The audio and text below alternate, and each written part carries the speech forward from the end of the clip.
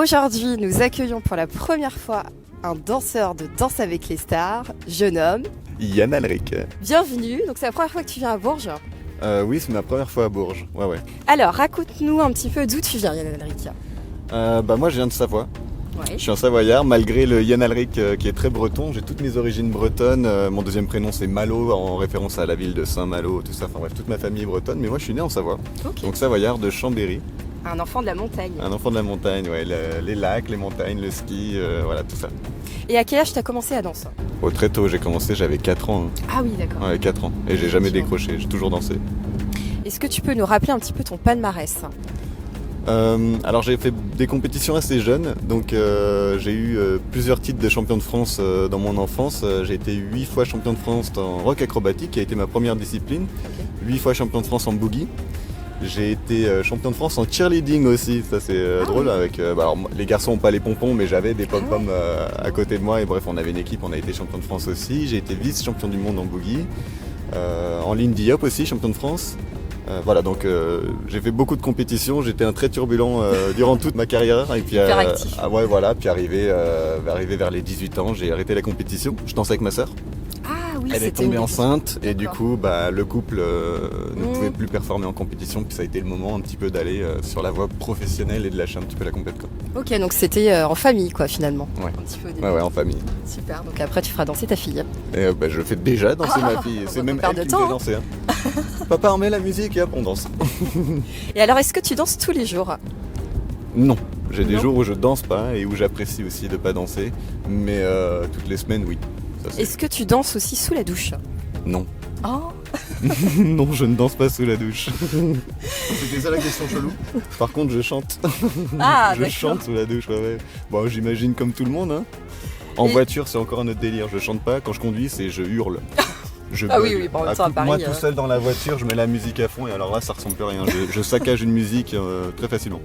Donc t'es très bon pour la danse. Et... Voilà, on se contente de danser, c'est Voilà, bien. c'est ça. Comédie musicale, bon. La Ah, danse. si. Oui, oui, oui. Bah là, oui, oui. actuellement, je suis dans une comédie musicale hein, avec. Mais tu chantes? Non, je joue. Je joue et je danse avec du texte et tout ça, mais les chansons, on les laisse aux chanteuses. Voilà. Est-ce que t'as déjà essayé de danser avec un balai, un aspirateur? Ça fait quoi? Alors un aspirateur c'est pas très pratique mais un balai ouais. Et d'ailleurs sur le show de Bonne Nouvelle là ça s'est fait un petit peu par hasard. Ah, Mais il s'avère que sur Bonne Nouvelle à un moment donné, on a eu très peu de temps de répétition, il a fallu présenter le show tout de suite et on s'est retrouvé en manque de temps pour créer une intro d'une danse. Il y avait un balai qui traînait, je l'ai pris, j'ai commencé à jongler avec et donc j'ai fait comme une danse un petit peu et je vous invite à découvrir Bonne Nouvelle pour me voir performer avec un balai. eh ben voilà. Bon ça ressemble finalement. plutôt à de la majorette que de la danse mais voilà je suis un peu le ninja. Enfin, voilà. Est-ce que t'as une anecdote people à nous raconter? Ce que je peux vous raconter, c'est un truc qui m'est arrivé, c'était sur la tournée de Danse avec les stars. Alors il y a comme dans le monde artistique, quand on fait un show, une tournée, tout ça, souvent la dernière date, on s'amuse à se faire des blagues entre nous, Ah oui. les artistes. Et en fait, cette dernière date, c'était donc en tournée, il n'y avait pas Fauve ce jour-là. D'accord. Fauve était absente, elle devait avoir un travail ou je sais pas quoi, enfin bref. Et en fait, sur le show, il y avait la danse des filles, où c'est uniquement les filles, très girly, donc barésie, les bottines, le collier, tout ça, enfin, m'attends à la tu t'imagines bien. Et en fait, là, je sais pas, éclair de génie, je dis, oh, j'enfile la tenue de Fauve, comme ça, je dis rien à personne. Oh non. J'enfile la tenue de Fauve, donc j'ai un body, j'ai les résis, je suis hyper bonne, tu vois.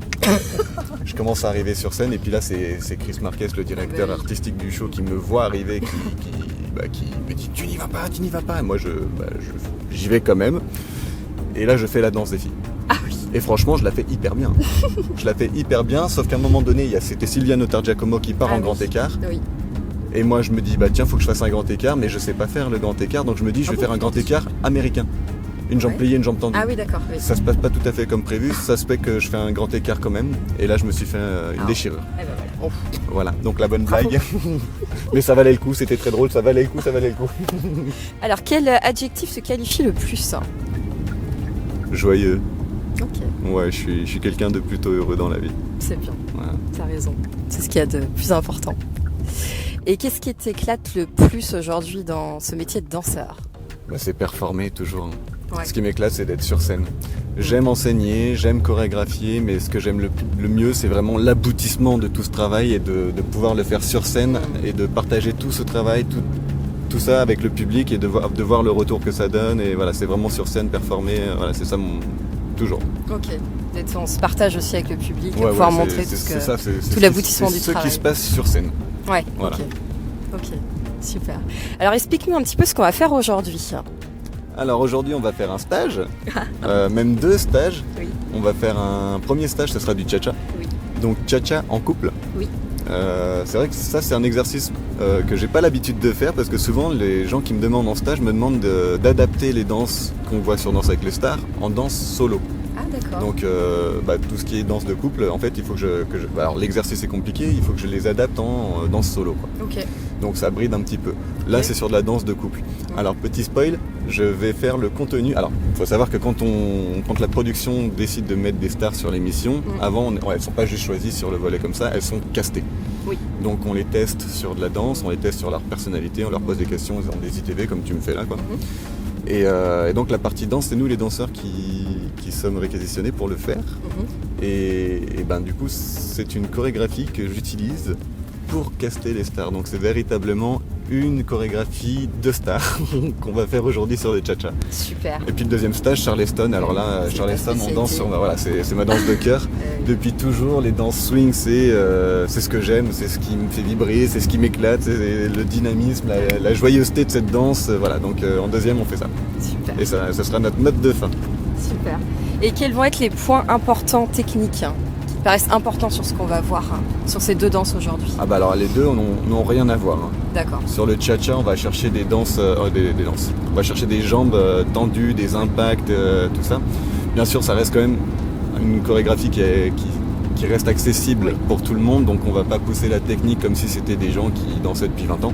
On va pas. Donc c'est quand même un stage découverte. On va parler de la connexion parce que quand on danse à 2, c'est facile de devenir un boulet pour l'autre et que l'autre devienne un boulet pour nous. Donc il faut qu'on se connecte. Ouais. Voilà, et pour ça il y a des exercices. Voilà, les notions, qu'on sache de quoi on parle un tout petit peu et voilà. Ok. Et quels conseils tu peux donner pour progresser en danse à tous les passionnés comme moi? Moi je dirais la compète. Ah ok. C'est extrêmement formateur la compète de se confronter au niveau compétition des autres. Enfin, d'ailleurs, pratiquement tous les danseurs de l'émission ont un parcours de compétition avant d'arriver sur l'émission. C'est vraiment c'est là qu'on progresse le plus à mes yeux, quoi. Et sinon, des questions plutôt liées à toi. Pour toi, à quoi tu dois ta réussite? Qu'est-ce qui fait que tu as réussi à percer? Il y a une part de chance, il y a une part de faut y aller. Moi, je viens de Chambéry et quand j'ai eu mes 17-18 ans, je me suis dit, mais en fait, il faut que j'aille à Paris. Je suis arrivé à Paris, j'ai galéré. J'étais, en fait, c'est simple, j'avais un loyer à 400 € et je gagnais moins que 400 €. Donc j'ai appelé mon papa pratiquement tous les mois en lui disant, papa, s'il te plaît, prête-moi de l'argent. Et ça a duré un certain temps. Alors c'est des castings, c'est des refus, puis il faut pas lâcher, il faut continuer à progresser, il faut y aller. Puis un jour, il y a eu un casting qui a fonctionné, et puis voilà, puis de là, j'étais rappelé, etc. Donc, faut se donner les moyens, mais voilà. Et j'ai eu de la chance que mon papa me suive, mon papa et ma mère, pardon, les deux, papa, maman, Ils t'ont vraiment soutenu. Financièrement, ils m'ont soutenu. Aussi, ils m'ont payé tous mes cours de danse quand j'étais enfant. Ils m'ont emmené à ma mère qui faisait les voyages ici et là pour m'emmener voir tel prof et tel prof pour me faire progresser. Enfin, c'est beaucoup. Ouais, c'est beaucoup d'investissement. Beaucoup d'investissement. Mais maintenant, tu es fier de tout ce que tu as pu réaliser. Oui, je suis très content de ce que j'ai fait, de ce que je fais, et j'espère que ça continuera le plus longtemps possible. Bah oui, voilà. J'imagine. Est-ce que tu peux nous décrire un petit peu les sentiments que tu ressens quand tu danses? Oh, c'est un melting pot. C'est un melting pot, c'est indescriptible. C'est indescriptible, mais c'est tellement libérateur, c'est tellement... Puis en vrai, ça dépend aussi de la danse que je fais, avec qui je la fais, sur quelle musique. Il y a des musiques qui me parlent pas, il y a des musiques qui me parlent énormément, mais enfin, c'est vraiment une émulsion de sentiments. Et quelle est on va dire, tes 2 danses préférées? Alors déjà, il y a toutes les danses swing. Ouais. Et après, ce que j'adore, c'est la samba. Samba, parce que musicalement. Ah oui. C'est musicalement, ça m'interpelle. Quelle est la danse qui te fait le plus rire? Ouais, même si elle est un peu à des années-lumière de la perfection. Quelque chose qui te fait vraiment délirer. Oh, j'aime bien faire la Macarena. Ça, c'est toujours bon délire, ça marche toujours. Un Madison où on s'en fout un peu, et voilà, en fin de soirée, ça passe très bien. Et quelle est la danse la plus improbable que tu pourrais essayer sur scène? Écoute, j'ai fait des claquettes irlandaises pour Natacha Saint-Pierre quand elle était enceinte. J'ai vu. Voilà, donc ça, c'était improbable. Improbable. T'es arrivé par hasard? Alors c'est le chorégraphe qui m'a appelé directement en me disant est-ce que tu sais faire des claquettes? Oui. Moi pas tellement, mais j'ai dit oui parce que j'avais besoin de travailler, voilà, donc je me suis formé à la va-vite et en fait c'était pas vraiment des claquettes, c'était des claquettes irlandaises. Ah oui, oui. Voilà, donc je me suis retrouvé à faire des claquettes irlandaises sur France 2 pour Natacha Saint-Pierre. Excellent. Improbable. Excellent. Et dernière question, comme tu aimes faire beaucoup d'humour, est-ce que tu as une blague à nous raconter? Alors c'est une blague que j'ai racontée à ma fille, donc on est C'est sur bon, du nickel. niveau 4 ans, d'accord? Oui. Tu sais de quelle couleur sont les petits pois? Vert. Bah non, ils sont rouges. Les petits poissons rouges. Ah non. Putain, je l'ai comprise Là, au rapidement. montage. Mais voilà. J'adore. Non, j'en ai une autre. C'est une fesse qui dit à une autre fesse. Entre nous deux, ça va chier. Alors l'autre, elle lui répond, ah ouais, tu vas faire quoi? Je veux être ton enfant et avoir ces blagues tous les jours. Bon, petit retour à chaud, Yann Alric, du stage qui vient de se dérouler à Bourges. Retour à chaud, bah écoute, les berruyers, c'est comme ça qu'on dit, C'est ça. ils sont chauds patates, franchement, ambiance de malade, un retour d'énergie, parce que j'en donne, mais j'en reçois 2 fois plus ici, c'était incroyable. Puis, bah, T'as été bien reçu? Ah, très bien reçu, incroyable. C'était quoi, ce Hall of Fame avec tout le monde qui écrit? J'ai cru que j'étais Madonna.